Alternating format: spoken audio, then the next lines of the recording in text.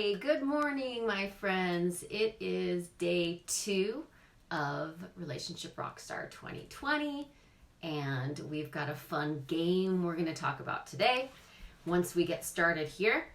So thank you for being here. Thank you for joining me, and let's just dive right in, okay? So cell phones. I hear all the time, and well, actually, to be perfectly honest, I watch this all the time in my own house about how even though cell phones connect us in some ways to people who are far away, they actually distance us from the people who are in our immediate environment. And I've looked across my living room before and seen everyone on a device, and I can totally get that. You know, I can feel that way. However, I also think that they are one of the most amazing tools that we have for getting some conversations going between us and our loved ones. And I want to talk about that today. And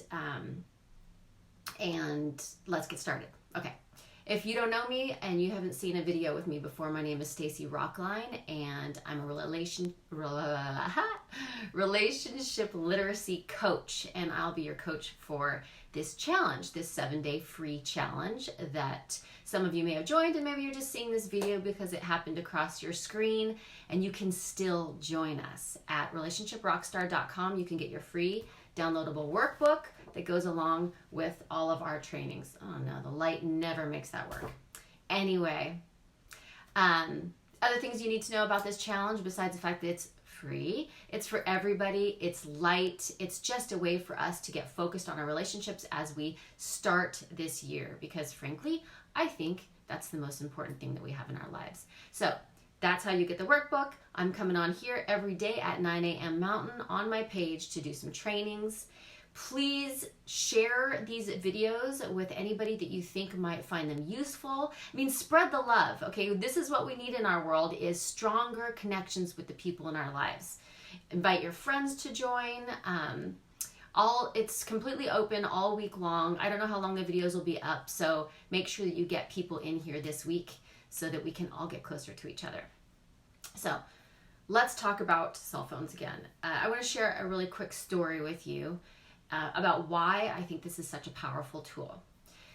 I had a very dear friend of mine and I become estranged, and it was painful, incredibly painful, and my MO, which this is, not healthy, my MO across my life has been to have a conflict with somebody, and rather than step into a confrontation or a difficult conversation, I distance myself, and pretty soon it's gone. The relationship is gone.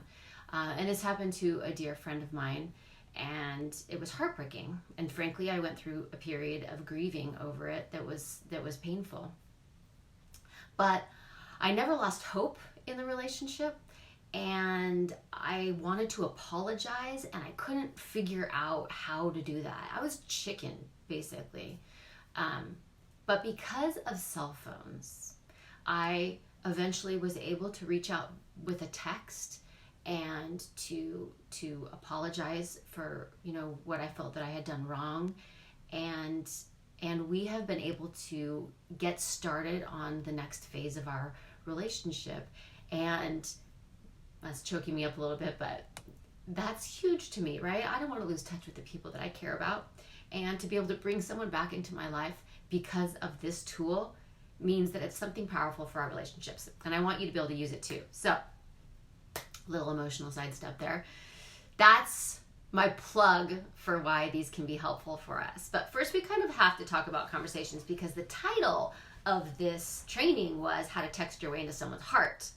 Now, if there's a connection and both people want it, this is going to work. If that's not going to end up being the result, that's okay. You're going to get information in the process. This is about being brave and stepping in. So, high quality conversations deepen connections. Okay? High quality conversations deepen connections. So let's dive into that just a little bit more, okay? The first thing I want to talk about is the fact that silence is deadly. In relationships, silence is a killer. Once we stop talking to each other, then the relationship is actually in the process of dying. And that seems dramatic, but it's straight up the truth, okay? Now, how does silence happen? Sometimes it's really intentional, right? Sometimes somebody is intentionally punishing the other person with the silent treatment. Sometimes somebody is so angry that they cannot communicate with the other person. Somebody might want to intentionally, on purpose, turn away from the relationship. Like they're done. Either they're ghosting you or they're just shutting you out. They're completely withdrawing. This can be kind of aggressive ways of being silent, you know. But then there's more passive ways of being silent. When you talk yourself out of sharing something, you know, you say, hey, you know, they're not going to think that's that important, so I just won't share that. Or, I don't know. That's what we do. We decide in our mind that it's going to go a certain way, right? I'm going to share that, then they're going to say this, and then I'm going to get defensive, and then we're going to be in a fight, and so I'm just not going to do anything. I'm going to go silent, okay?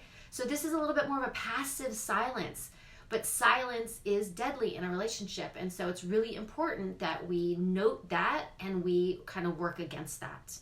What happens when you get into that passive silence is that a habit can form. So maybe one time you say to yourself, you know, I don't want to start a fight. You know, if you can't say something nice, don't say anything. Or they're not going to think that's that important. And then pretty soon over time, it actually becomes a habit. You strengthen the habit of silence. And then you don't even think about sharing anymore. It doesn't even dawn on you to share that part. And then even the little things that are happening in your day, your little excitements, your dreams, all kinds of things, you're not sharing with your partner because you have habituated habituated silence. So it's really, really important that we fight against that and that we start conversations. So today's going to be fun and lighthearted, and we're just kind of like starting to get connection going. But why we start conversations is so that we can create intimacy. So that's all like the good stuff, but also be able to have the tougher conversations. It's really hard to go from silence to difficult conversation, right? You want to bridge between the two. And that's why we want to kind of keep both of our doors open so that we're talking to each other so that when we have to have those difficult conversations, we can, okay? The second thing is I'm looking at my nose behind you. Not all conversation is created equal, okay? Not all conversation is created equal. So some conversation, people tell me like, oh, we talk all the time. We text all the time, you know? Well, here's the thing. If conversation doesn't create intimacy, then it's not that high quality conversation. And what kind of things don't create intimacy? You can be talking about household stuff all day long, texting 12 times a day. You can be talking about where the kids have to go, who's in charge of dinner, who took care of that thing. You could be talking about your TV show you're going to watch tonight. You could be having a conversation all day long that doesn't create an intimacy between you, right? That happens all the time. It's really easy, especially at my age, at 46 with 3 kids, for us to go right into conversation all the time that isn't intimate conversation. That's not high quality conversation. That's not what we're talking about, okay? The second thing is when intimacy is created by conversation that is actually dimming your spirit, okay? So I'm talking about things like gossip, for example, okay? Gossip actually can feel very intimate because like you have this little like sharing about someone else, this little connection based on doing something that is not good for your spirit, okay? So you're creating intimacy, but you're creating intimacy at the expense of yourself. So that's not high quality conversation either.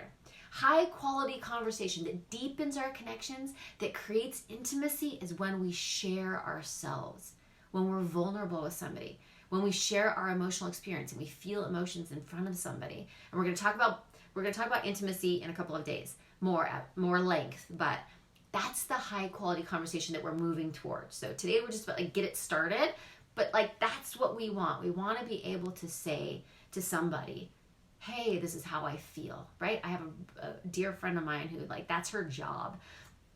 If I'm having an emotional experience that I need to connect with somebody about, I can just like vomit out all of the emotions I'm feeling, and she can just receive them. And more on how to receive intimacy later this week too. Very important things. Okay, the last thing I want to mention is that please, please, please, please, please don't wait for the other person to start the conversation, okay? This whole challenge is about growing yourself and you becoming the love leader in your relationship, okay? It's super easy for us to be like, yeah, well, I tried that one time and they haven't gotten back to me. Like, no. Be brave, step forward. It's your responsibility, if it's anybody's, right, to get this conversation going. So in a new relationship, if you need some ideas, we're going to talk about that today, about how to engage, and you want to set the tone for trying to create more intimate conversations as you get started in a relationship if you're serious about it, right? If a relationship is really good, things are going awesome, you might get some new ideas today, or figure out ways to deepen it even further, right? And for strained relationships, and this just happens, okay? Every single relationship goes through periods of time where they're strained. It's just it's just like that's the whole par for the course of being in relationships. There are going to be times, seasons when things aren't going that great. So how do you get back to each other? Well, one thing is you want to lead. You want to keep knocking on their door, okay? If it's like a hallway and you guys are both behind a door, we want doors open. That means conversation can happen at any time, okay? If someone's door is closed, you want to keep yours open. You want to come over and you want to be knocking, okay?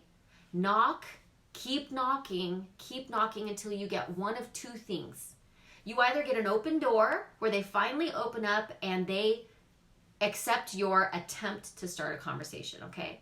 Or two, they don't open the door. And you know what? That's okay. If someone doesn't open the door, it's information. That's information. That is the end of a conversation, not worth your time. And I don't mean like one half knock and then you're like, yep, they're not into it. Don't do that. Keep knocking if it's somebody that you really care about, but at some point you've got to decide where to put your energy. And how will you really know unless you reach out and figure out, hey, they're not interested, right? So another just really quick point I wanted to make, being a parent of teenagers, is that the text message is a really good starter. Not only is it a good starter for a conversation, right, where you start to reach out and it's not so risky, it's not so unsafe, it's not so dangerous for somebody to tell you how they feel, but that you can follow up with a face-to-face, right? Not only that, I forget what else I was going to say, but there's that, and also I find that people will say things that they can't say in person over text message. And so you can have, now, part of that is that you might get a teenager saying all kinds of things that they would never say to your face. But inside that is often some real honest, raw, vulnerable truth about how the other person feels, even more so than you might get face to face. So it's an amazing tool that we can use. And I want to encourage you to use it. But today we're going to use it in a super fun way. So yesterday you started your appreciation chain. Remember, you can get this at relationshiprockstar.com. Oh my gosh, it's so bad. Here we go. This is the title of the workbook. Yesterday we started appreciation chain. So every single day, sending appreciation to someone else. You could do it by text message or phone or whatever. So I've got my first heart colored in because I did my homework yesterday. I hope you did yours too. Now today, Relationship Rockstar Bingo. It's text bingo. Okay, super fun. Now I'm going to go through each of these squares. If you want this, you have to get the workbook. And I want to just remind you, this is to get conversations started. Started conversations open up the potential for intimacy, and they open up the potential for discussing issues that we might have. We're doing the start here. And again, just like yesterday, this isn't bait. This isn't creating expectation for the other person, okay? This is growth for us. At the end of the day, when when a relationship ends, we have ourselves and we have these tools and we have these strengths and we have the things that we're good at. So this is what we're practicing. Okay, the goal is to, it depends on if you want to be a winner or a champion, okay? If you want to be a winner, try to get 4 in a row. If you want to be a champion, you're going to want to go for blackout, okay? So let's go through some of these just so that you know what they are. Gratitude, right? Pretty basic. What are you grateful for? Tell that person. A memory, right? Something that was awesome that you know you both enjoyed, right? Be careful with memories. You don't want to like remember something that you thought was awesome that for them was like traumatic. You can just be like, hey, remember when? Missing you, thinking of you. A GIF or a meme. I don't know if it's GIF or GIF, okay? I have no idea. But those are hilarious. In fact, my sister constantly sends me these in our text conversations, and it is delightful and something that I would like to get better at. A photo of your time together, yourself, anything. A compliment. Share an article. You know, if you run across something that you know that they would find fascinating, share that with them. An intriguing question. It's really awesome to get to know the other person. Sometimes we don't really know as much as we want to about someone who might be very close to us, right? An intriguing question is a great way to get to know each other. An invitation. What do you want to invite them to do? Emoji. Immediate response time. So right down here in the third column, immediate response time next to your free square. That means if you get a text back, do not just look at it and go, I'll get to that later. Right away respond. Immediate response. If you want to get a conversation starting with somebody, that's what you need to do. And I'm not asking you to be a slave to your phone, but if this is a valuable relationship and you want to take it to the next level or keep it open, get that response time really, really quick so that they know they're of value to you, okay? Then there's a free square. Song. Send a song. Makes you think about them or one that you're enjoying. A rebus. Okay. I don't know how many of you know what a rebus is. I know what this is, but I didn't know the name of it. But I'm going to show you what it is, okay? There's lots of these online. I Googled images yesterday, but I made one on this whiteboard here, right? It's a rebus. It's a message. Put it in the comments if you think you know what it is. It's a fun little puzzle, right? A joke. A voice message. So these are on your bingo, okay? These are on your bingo. So now that you see what a rebus is, one of the things that I want you to do, because we can share these with each other, is if you find a cool rebus, put it in our comments so that we've got a little collection of them to use. And if you create one, extra credit. That's awesome. So that is your task today. Start working on your bingo. Put a rebus in our comments so that we can... Remember those, there was some beer my dad used to drink when I was a kid that had little rebuses on the cap, little fun puzzles that we would try to figure out. I love doing puzzles. So put those in our comments so that we have some to share. And like I said, please, please, please share this video with anybody and everybody that you think may benefit from these tasks. Fun, light little ways that we can bring the people that we love closer to us and enrichen our lives by deepening our connections. Okay, thank you for being here live with me so much. Thank you for those who watch in replay. Thank you for those who spread the love and share this out there. And I look forward to seeing you tomorrow, same time, 9 a.m. Mountain. Okay, mwah.